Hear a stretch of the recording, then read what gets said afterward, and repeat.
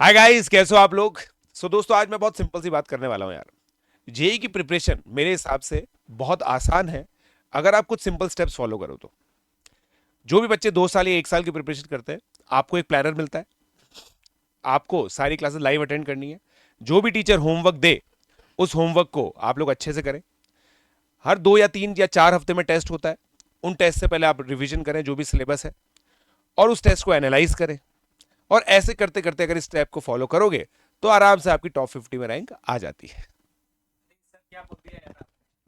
Sir top 50 में rank आने का वो उसका बता रहा हूँ। नहीं नहीं सर, इतना भी आसान नहीं है। ठीक है सर। क्योंकि मैंने देखा है कि जब स्टूडेंट 10th के बाद 11th में प्रिपरेशन स्टार्ट करते हैं ना, तो सबसे बड़ा जो चैलेंज आता है ना उनके सामने, वो होता है कि वो कंटिन्यू नहीं कर पाते अपनी प्रिपरेशन को उस फ्लो के साथ। आप बोल रहे हैं ना कि बहुत आसान है। ठीक है, मैंने देखा है कि स्टार्ट जैसी होती है ना प्रिपरेशन, विद इन 1 मंथ उनके बैकलॉग्स क्रिएट होना स्टार्ट हो जाते हैं। और इसके पीछे मेन रीज़न पता है क्या है सर? जो स्कूल का पैटर्न है ना, जिस स्ट्रैटेजी को वो फॉलो करते हैं स्कूल में, और यहाँ पे जो कोचिंग इंस्टीट्यूट्स का पैटर्न है ना, इसमें एक बहुत बड़ा ह्यूज डिफरेंस है सर। अच्छा। तो कंसिस्टेंट रहना, और सबसे ज़्यादा इंपॉर्टेंट जेई की प्रिपरेशन में जो है ना, वो है पेशेंस सर। स्टूडेंट्स में पेशेंस होता नहीं।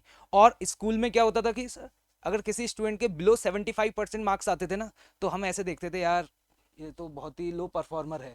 और यहाँ पे मुझे लगता है कि अगर किसी के 75% मार्क्स आ जाते हैं ना, तो वो टॉपर बन जाता है। तो ये जो गैप है ना, इस गैप को समझने में ही स्टूडेंट्स को लगभग 5 to 6 मंथ्स निकल जाते हैं। अच्छा। और फिर जब गाड़ी ट्रैक से नीचे उतर जाती है ना, और उनको रीज़न भी नहीं पता होता कि एग्जैक्टली हमारे साथ प्रॉब्लम्स क्या हो रही हैं, और वो इस जद्दोजहद में फंस करके इस कोटा शहर में 11th क्लास में एक स्टूडेंट जो डिजर्व करता है एक बहुत अच्छी रैंक, वो स्ट्रगल करना स्टार्ट कर देता है सर। बिल्कुल सर। और इनफैक्ट सर, आप बिल्कुल सही बोल रहे हैं। अभी जब से हम लोग जब क्लास लेते हैं, तो बच्चा जो आ रहा है वो रिड्यूस सिलेबस वाला आ रहा है। कोविड जनरेशन जिसको हम लोग बोल रहे हैं, जिसको बहुत ज़्यादा, मतलब इनफैक्ट काफ़ी कम सिलेबस वो पढ़ता है। और जितना सिलेबस सर, मतलब कोविड के टाइम पे 10th क्लास के अंदर था ना मैथमेटिक्स में, उतना तो पहले चैप्टर में खत्म हो जाता है हमारे यहाँ पे।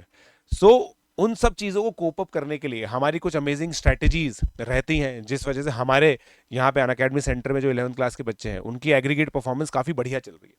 तो वो चीज़ें हैं जो हमारे पास कुछ नुस्खे हैं, तो वो बच्चे मेरे हिसाब से बहुत अच्छा करते हैं सर। बिल्कुल सही बात सर।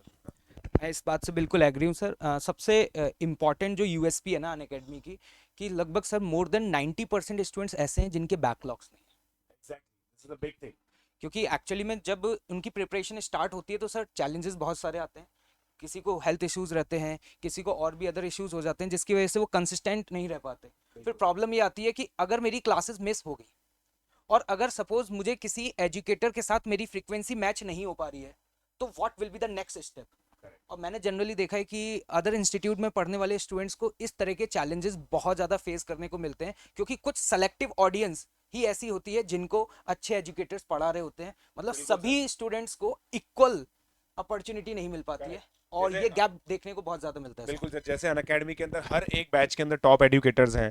हर बैच के अंदर ऑलमोस्ट सिमिलर पेडागॉजी फॉलो होती है, जिससे बच्चों को बहुत अच्छा कंपटीशन भी मिलता है, एक बहुत अच्छा क्लासरूम एक्सपीरियंस भी मिलता है। वैसा कुछ नहीं, तो सर यही एक बहुत बड़ी प्रॉब्लम है कि जो चीज़ हम अच्छी कर रहे हैं, वो बाहर के बच्चे जो पढ़ रहे हैं 11th क्लास में, कोई अच्छी चीज़, जैसे एलॉन मस्क का ये फेमस डायलॉग है, if you have something very good, don't hide it, share it.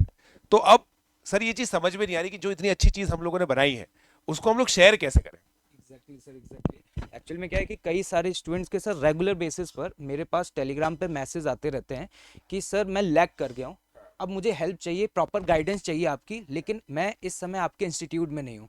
अब sir what should be the next step sir? वही तो कुछ पूछना पड़ेगा सर, कोई तो एक्सपर्ट बताएगा इस बात को। तो बिल्कुल सर, मुझे लगता है एमबी सर को इनवाइट किया जाए। उनसे ज़्यादा एक्सपर्ट सब्जेक्ट में कोई नहीं है सर। तो थैंक यू सर लोगों। और बिल्कुल सही कहा सर लोगों ने।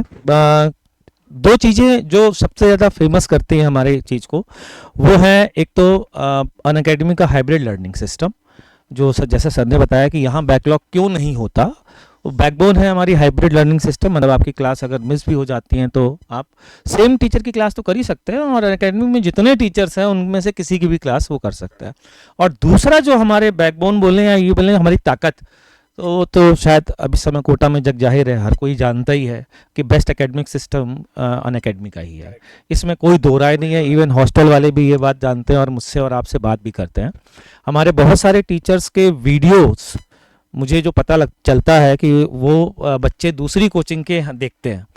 तो आप दोनों का बिल्कुल सही कहना है कि हम आखिरकार जो बच्चे 12th में पहुंच गए हैं उनकी ये दिक्कत है। मैं भी समझता हूँ कि यार मैं अगर अनअकैडमी में अभी एडमिशन लेता हूँ तो फिर मेरी 12th तो बर्बाद हो चुकी है, 11th तो बर्बाद हो चुकी है। अब 12th पढ़ करके भी वो फ़ायदा नहीं होगा क्योंकि 12th में 11th का भी होगा। तो बिल्कुल सही है, आपने जो बातें कही हैं उसको ध्यान में रखते हुए हमने एक प्लान बनाया है, और वो प्लान है कि बच्चे जो 11th में हैं वो हमें 1 साल दें, तो 11 + 1 111 हम बना के दिखाएंगे। मतलब आपका यही सिर्फ इसी कारण से, इसी प्रॉब्लम को ध्यान में रखते हुए एक्सटर्नल स्टूडेंट्स के लिए हम एक सेमिनार रख रहे हैं, और उस सेमिनार में डिस्क्लोज करेंगे कि कैसे हम, आप अगर 11th आपका बर्बाद हो चुका है, हमें आप 1 साल दें, उसको हम 111 में कन्वर्ट करेंगे।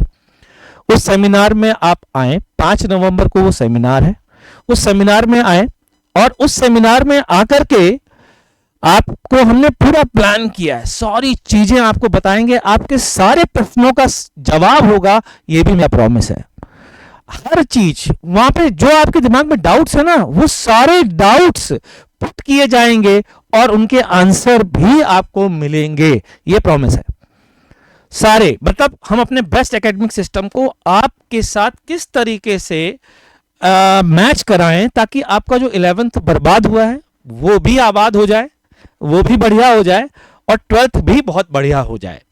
तो आप आए, सेमिनार अटेंड करें, और इस सेमिनार को जरूर अटेंड करें। अटेंड करने के बाद जितने लोग अटेंड करेंगे उन सबके लिए गिफ्ट है, और स्कॉलरशिप भी बहुत दमदार मिलेगी।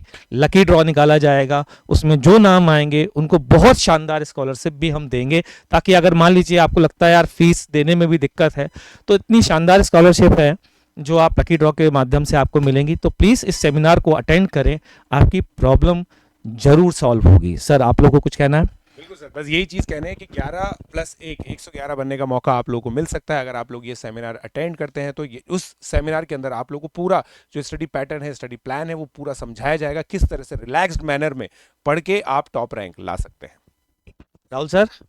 मैं बता दूं कि भाई टाइमिंग और डेट जरूर नोट डाउन कर लीजिएगा, ठीक है, क्योंकि मुझे पता है आप लोगों का शेड्यूल ऑलरेडी बिजी रहता है। और जैसा कि आप लोग हमेशा बोला करते थे ना कि सर हमारे लिए कुछ करिए, हमारी कैसे हेल्प की जा सकती है, तो मैं बता दूं कि this is one of a greatest opportunity to all of you. इस सेमिनार को अटेंड करिए और डेफिनेटली आपकी हेल्प की जाएगी। टाइमिंग जरूर नोट कर लीजिएगा, मॉर्निंग में 11 से 1 और 5 नवंबर। और वेन्यू भी आपको बता देता हूँ, अनअकैडमी का जो ऑडिटोरियम है रोड नंबर 2 पर, वहाँ पे ये सेमिनार कंडक्ट किया जाएगा।